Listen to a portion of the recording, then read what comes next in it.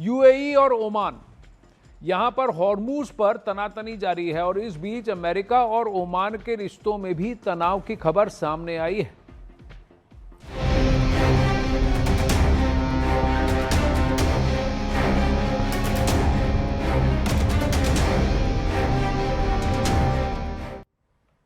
अब वहीं fox news की रिपोर्ट के मुताबिक राष्ट्रपति डोनाल्ड ट्रंप ने अपने सहयोगी देश ओमान को धमकी दी कि अगर वो ईरान से बातचीत में अमेरिकी कोशिशों के रास्ते में आया तो उस पर बमबारी की जा सकती है। ओमान और अमेरिका दोनों ही अलग अलग चैनलों से तेहरान के साथ हॉर्मूज खोलने पर बातचीत कर रहे हैं। ईरान और ओमान के बीच हॉर्मूज स्ट्रेट के रूट मैप पर सहमति बनी है। समझौते को अंतिम रूप देने की तैयारी चल रही है। वहीं ये कह रहे हैं डोनाल्ड ट्रंप कि देखो भाई, मैं आप पर भी बॉम्ब कर दूंगा अगर आप हमारी बातचीत में आए। ये मसला क्या है और ये हॉर्मूज का किस्सा सुलझ रहा है कि उलझ रहा है? मुझे लगता है किस्सा अभी बहुत ज्यादा उलझ गया है आनंद। मैं 3 पॉइंट बताऊंगा यहाँ पे। पहली चीज, स्ट्रेट ऑफ हॉर्मूज में पानी ही या तो ईरान का है या ओमान का है। हाँ। 2 ही देश हैं जिनका पानी है। यूएई का साइड में है। हाँ। पर अगर आपको बल्ज देखेंगे वहां पे ओमान का और ईरान का पानी है। अच्छा, ओमान को एक बात पता है कि यूएस उसको नहीं बचा पाया, बमबारी हुई थी ओमान में। हाँ। अब उसकी ये एक मजबूरी है कि ओमान को ये पता है, अब ज्योग्राफी है तो है, भूगोल है तो है, क्या करे, तो उसको या तो ईरान की बात माननी पड़ेगी, क्योंकि कुछ समय पहले ओमान ये कह रहा था कि नहीं साहब, स्ट्रेट ऑफ हॉर्मूज में जैसा है वैसे ही चलते रहना चाहिए। हाँ। और हम ये बिल्कुल नहीं चाहते कि वहां पे कोई किस्म का टैक्स हो, कोई किस्म का पैसा लिया जाए। जैसे चल रहा है बिल्कुल ठीक है, हमें कोई आपत्ति नहीं है। अब ओमान अपना स्टेटमेंट बदल रहा है और ओमान कह रहा है कि ठीक है, हम ईरान के साथ बातचीत कर रहे हैं, एक जॉइंट सिस्टम निकालेंगे। पहली बात यह, यानी कि अमेरिका के ऊपर अब भरोसा नहीं है। दूसरी चीज यह है कि अगर आप ईरान के साथ हाथ मिला देते हैं तो कम से कम आप ईरान के बिजनेस पार्टनर बन गए। अमेरिका तो किसी काम का रहा नहीं, कम से कम ईरान आपको नहीं मारेगा। ओमान को पैसे नहीं चाहिए वहां से। अगर मिल जाए तो वेलकम है। बट ईरान जैसे माफ कीजिएगा, ओमान जैसे ईरान है, ईरान को पैसे चाहिए। ईरान को चाहिए। ईरान की इकोनॉमी तबाह हो चुकी है, ओमान की इकोनॉमी ठीक है। और ओमान के पास दूसरे पोर्ट्स भी हैं, जरा आपको मैप के जरिए भी समझाएंगे। लेकिन ईरान और ओमान के बीच डील होती हुई दिख रही है फिलहाल। मीडिया रिपोर्ट के मुताबिक ईरान और ओमान के बीच हॉर्मूज से जहाजों को ट्रांजिट रूट को लेकर सहमति बन चुकी है और ईरान इसकी पुष्टि कर चुका है। ईरान के मुताबिक दोनों देशों ने हॉर्मूज के ट्रांजिट रूट पर नक्शे पर समझ बना ली है और ईरान और ओमान अब समझौते को अंतिम रूप देने में जुटे हुए हैं।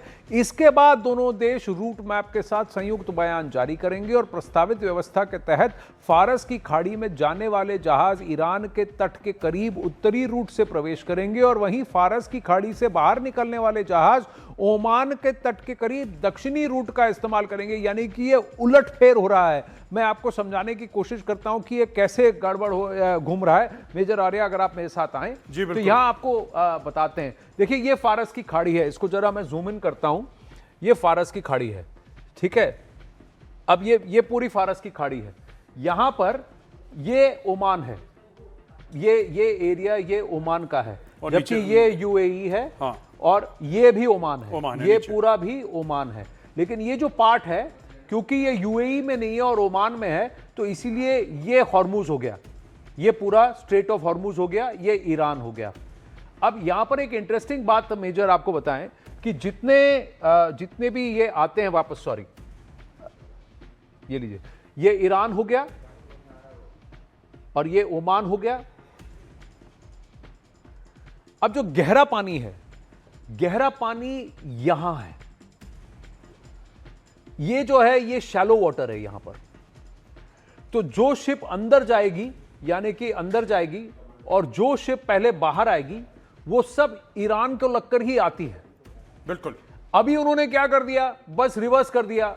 ये जो बाहर जा रहा है, ये रूट से आप अंदर आओ और ये रूट से आप बाहर जाओ, इतना ही किया है उन्होंने, शेप कर दिया। लेकिन जिसको भी जाना होगा ईरान के बगल से ही जाना होगा, ये ओमान भी जानता है।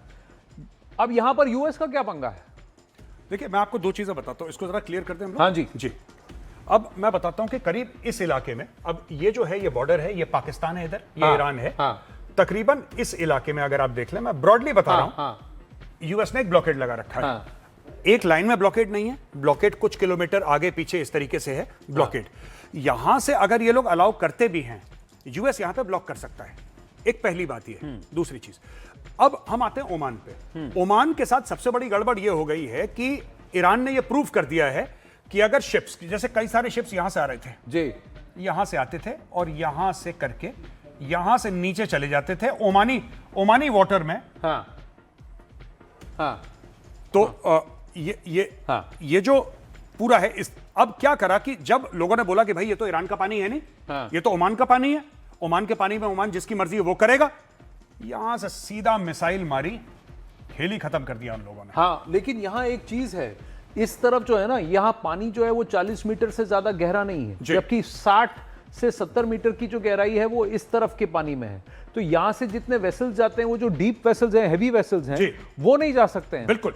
तो exit root usually deep water में होता है, क्योंकि भर के जा रहे हैं। जी बिल्कुल। जो खाली वाले हैं वो अंदर जा रहे थे जी। तो इधर से जा रहे थे। तो ये देखिए पीछे हमने इसको रूपांतरण यहां भी किया है। देखिए कि अब ये एंट्री एग्जिट फारस की खाड़ी में इस तरह से हमने कर दिया कि भाई एंट्री अब पीछे से हो रही है, जबकि पहले एग्जिट पीछे से होता था और एंट्री यहां से होती थी। एंट्री पीछे से, क्योंकि वेसल हल्का है, हाँ, तो उसमें मतलब ज्यादा डूबेगा नहीं वो नीचे, और जब पूरा भर के आएगा फिर हाँ, you have to take it up. तो वो उन्होंने अभी फ्लिप कर दिया है। पहले एक्चुअली यहां से एंट्री होती थी, खाली जाती थी ना, और यहां से एग्जिट होता था क्योंकि भरे हुए थे। अब उन्होंने कह दिया कि भाई एंट्री भी आप यहां से करो और एग्जिट आप यहां से करो। तो ये उन्होंने रिवर्स कर दिया है इसको। आनंद, बहुत प्रॉब्लम होगी भारत के लिए और चाइना के लिए, हाँ, आगे चल के, क्योंकि ईरान पैसे इस पे मोटे लगाएगा। हाँ, और ईरान को एक बात पता लगे, आपको एक बात आपने नोट करी होगी, पिछले 1 महीने से ईरान के न्यूक्लियर के बारे में बात नहीं हो रही, कोई बात नहीं हो रही, बात हो रही है हॉर्मुज के बारे में। और जब ईरान का मन चाहेगा तब ईरान बटन दबा के बंद कर देगा और global economy will go into shock. लेकिन इसका जो असर है वो दर्शकों को भी बता दें कि सिर्फ हॉर्मुज पे आकर ये बात नहीं रुकती जी। दुनिया की जितनी भी खाड़ियां हैं अब धीरे धीरे वो वेपनाइज हो जाएंगी। अब जैसे बाबल मंडेब हो गया, गल्फ ऑफ एडन के अंदर हो गया, मलाक्का स्ट्रेट हो गया, फिर सुएज कैनाल हो गया, वो तो वैसे ही उस पर टैक्स लगता है, पैनामा पे भी टैक्स लगता है। तो जितनी जितनी ये छोटी छोटी खाड़ियां हैं वहां तो अब जो भी आसपास के देश होंगे वो उसको ठग से वेपनाइज कर देंगे।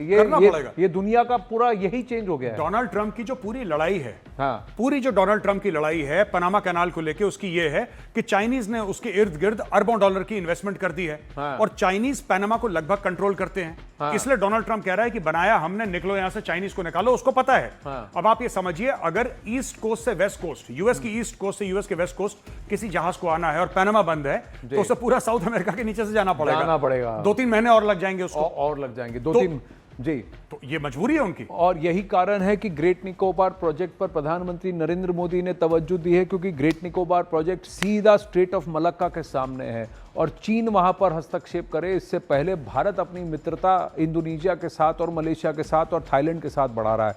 वहीं अमेरिका, चीन का एक प्लान है कि थाईलैंड के एक रिवर है क्रा रिवर, उस क्रा रिवर के जो डेल्टा है उसी के अंदर एक पैसेज बनाकर पूरी तरह से मलाक्का स्ट्रेट को बाईपास करके सीधा अंडमान सी में आ जाए। तो कई सारे मंसूबे अलग अलग देश कर रहे हैं।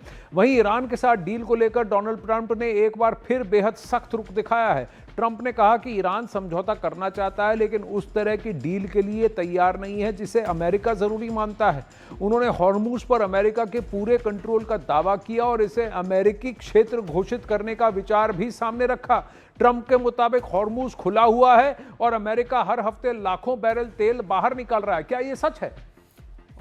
मुझे लगता नहीं है। अच्छा, ट्रंप क्या कहते हैं सुना देते हैं, फिर मैं आपसे पूछता हूं।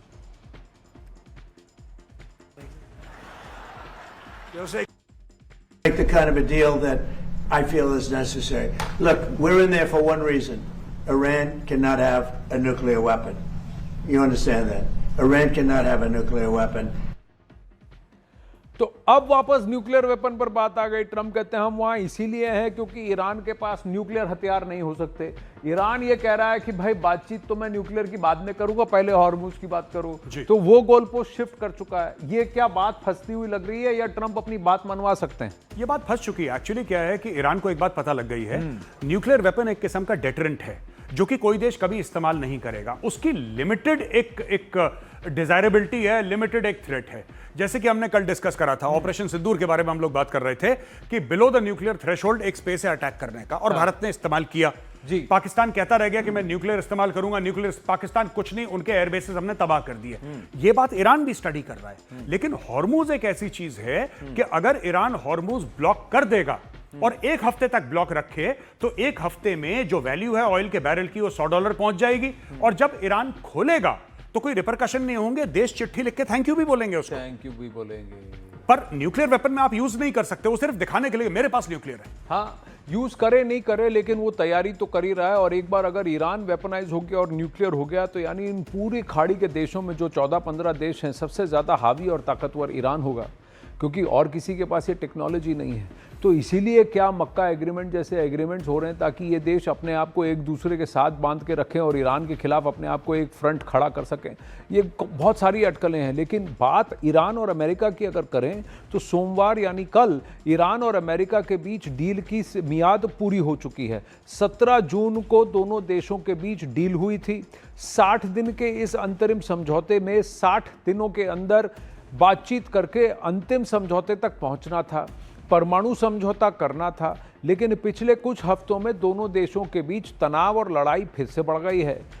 14 बिंदुओं वाले समझौते में दोनों देशों के बीच ईरान के परमाणु कार्यक्रम जैसे कई बड़े और मुश्किल मुद्दों को बाद में सुलझाने की बात कही गई थी, लेकिन कुछ ही दिनों में दोनों देशों ने एक दूसरे पर सीजफायर के उल्लंघन का आरोप लगाया, दोनों तरफ से हमले हुए और अब डील समाप्त हो गई है, यानी डील की पूरी मियाद। ईरान के विदेश मंत्री अब्बास अराक्ची ने कहा है कि ईरान ने अमेरिका के साथ बातचीत दोबारा शुरू करने को लेकर अभी कोई फैसला नहीं किया है। ईरानी मीडिया को दिए गए इंटरव्यू में अराक्ची ने बताया कि ईरान और अमेरिका के बीच मध्यस्थों के जरिए मैसेज तो भेजा जा रहा है, रिसीव भी किया जा रहा है, ये बैक चैनल टॉक्स है, लेकिन हम डायरेक्टली बात नहीं कर रहे हैं। और ईरान ओमान के बीच इस समय बातचीत चल रही है और इसका मकसद हॉर्मुज से जहाजों को सुरक्षित गुजरने के लिए एक नया रास्ता तय करना है, क्योंकि कहीं ना कहीं उन्होंने क्या वहां पर माइंस बिछा दी है जो ओरिजिनल रास्ता है, इसीलिए ये नया रास्ता निकाला जा रहा है। नया रास्ते का ये भी कारण है। दूसरी चीज ये है कि माइंस के अलावा लोग ये देखते हैं कि कितनी डेप्थ पे इन लोगों ने एयर स्ट्राइक्स भी करी थी ईरान के अंदर, कितने डेप्थ से ये मिसाइल फायर कर रहा है, कितने डेप्थ से ये ड्रोन फायर कर रहा है। आपने देखा था वो ब्रिजेस को भी उन्होंने खत्म कर दिया था कि वहां पर रसद ना पहुंच सके, ऑल माल ना पहुंच सके, फौजी सामान ना पहुंच सके। तो ये सारी की सारी चीजें हैं, ये कंसिडर कर रहे हैं। लेकिन डोनाल्ड ट्रंप का देखिए, मैं एक बात बताता हूं जो मुझे लगता है, डोनाल्ड ट्रंप का ये कहना कि उन्होंने रिसेंटली स्टेटमेंट दिया था कि स्ट्रेट ऑफ हॉर्मुज हमारे कंट्रोल में, आपने सुना था। मुझे लगता है ये सब बातें नहीं करनी चाहिए, थोड़ा सा सीरियस हो जाना चाहिए, क्योंकि बहुत सीरियस इशू है। डोनाल्ड ट्रंप सोचते हैं कि क्योंकि वो president of the United states हैं, वो कुछ बोलेंगे, दुनिया उनको डिस्प्यूट नहीं करेगी। जाहिर सी बात है, कौन इन चक्करों में पड़ेगा। लेकिन fact of the matter is कि ये सच नहीं है। Straight of Hormuz is under the control of Iran. कहानी खत्म हो गई। ईरान का ये है, सच है। क्योंकि चाहे जितना भी बड़ा जंगी जहाज हो या जितना भी बड़ा मर्चेंट वेसल हो, उनका एक सुइसाइड बोट आके धमाका करेगा और कोई बोट वहां से जाएगी ही नहीं। ये रियलिटी है। और रॉयटर्स के मुताबिक इन दोनों के बीच में खटास, मनमुटाव काफ़ी ज़्यादा है। स्थायी शांति समझौते की बातचीत अटकने के बाद ईरान अब पूरी तरह से आक्रामक सैन्य रुख अपना सकता है। ईरानी अधिकारी ने चेतावनी दी है कि कूटनीति विफल हुई तो अमेरिकी नौसैनिक नाकाबंदी तोड़ने के लिए हॉर्मुज में समय पर और सटीक सैन्य कार्रवाई की जा सकती है। और वहीं ट्रंप ने जून में हुए 60 दिन के अंतरिम एमओयू को बढ़ाने से भी इनकार कर दिया। हालांकि इसी बीच आईआरजीसी के साथ अमेरिकी बैक चैनल बातचीत की खबर भी सामने आई है, लेकिन आईआरजीसी ने बातचीत की खबरों को खारिज कर दिया है। अब आप मुझे बताइए मेजर गौरव आर्या कि क्या हम वापस युद्ध की तरफ जा रहे हैं, क्योंकि मैं इसको कैसे जोड़ के देख रहा हूं कि हफ्ता 10 दिन पहले ट्रंप ने अपने सारे जो मिसाइल मैन्युफैक्चरर्स और आर्म्स मैन्युफैक्चरर्स को 14 दिन का समय दिया था कि आप फटाफट प्रोडक्शन बढ़ाओ और अपनी स्टॉक पाइल को बढ़ा दो। तो कहीं ना कहीं इसकी तैयारी वापस हो रही है कि यहां वापस हॉर्मुज एक्टिवेट हो जाएगा। 3 प्रॉब्लम है डोनाल्ड ट्रंप के सामने। जी, पहली प्रॉब्लम यह है कि इनकी इंटरसेप्टर जो है वो 80% खत्म हो गए। जी, पहली बात। जी, दूसरी प्रॉब्लम इनकी सबसे बड़ी यह है कि जो इनकी टोमाहॉक मिसाइल्स हैं और ऑफेंसिव मीडियम्स हैं इनके, वो इनके 60 to 70% खत्म हो चुके हैं। तीसरी सबसे बड़ी प्रॉब्लम यह है कि डोनाल्ड ट्रंप के सर पे मिड टर्म इलेक्शंस खड़े हैं जी, और ईरानी ये चाहते हैं, और ये मैं दावे से लाइव टेलीविजन पे कह रहा हूं, ईरानी ये चाहते हैं, मैं कन्विंस्ड हूं इस चीज से, ईरानी ये चाहते हैं कि किसी तरीके से नवंबर जब लोग वोट डालें तब उसके पहले एक बार फिर से अच्छी तरीके से लड़ाई शुरू हो जाए, क्योंकि उनको पता है कि जो रेटिंग्स हैं डोनाल्ड ट्रंप की, कल ही रिपोर्ट आई है कि डोनाल्ड ट्रंप की जो रेटिंग है वो बहुत जबरदस्त स्लाइड कर रही है, बिल्कुल नीचे स्लाइड कर रही है डोनाल्ड ट्रंप की रेटिंग। तो किसी तरीके से इनको आप वो करिए कि ये फंस जाएं लड़ाई में। किसी तरह से सत्ता में बैठे काबिज डोनाल्ड ट्रंप की सत्ता को वीक कर दिया जाए। देखिए, कहीं ना कहीं ईरान को ये बात खलेगी कि आईआरजीसी आयतुल्लाह खमेनी की जान नहीं बचा पाई, और साथ ही मुज्तबा खमेनी भी इस वक्त जान से ज़िंदगी की बाजी लड़ रहे हैं और जंग लड़ रहे हैं। वो भी काफ़ी बीमार हैं और उनको भी काफ़ी चोटें लगी हैं, तो जिसकी वजह से IRGC के अंदर ये मनमुटाव, ये मैल रहेगा कि भाई हमने बदला अभी तक लिया नहीं और इसको ट्रंप को मज़ा चखाना है। उन्होंने ये भी कहा कि हम बातचीत तब करेंगे जब ट्रंप जा चुका होगा कुर्सी से या दुनिया से, ये उन्होंने नहीं कहा। और उसी के अगले दिन देखिए ट्रंप की जान को खतरा, वो केटरिंग ट्रक में छुप के भागे, दूसरी प्लेन से गए।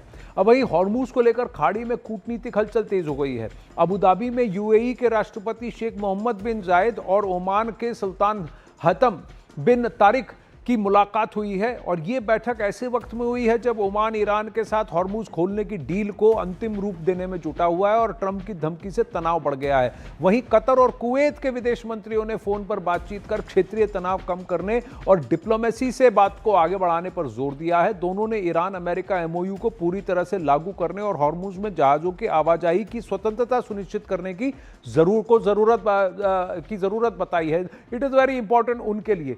लेकिन आप एक बात बताइए, ये कैसे कर पाएंगे?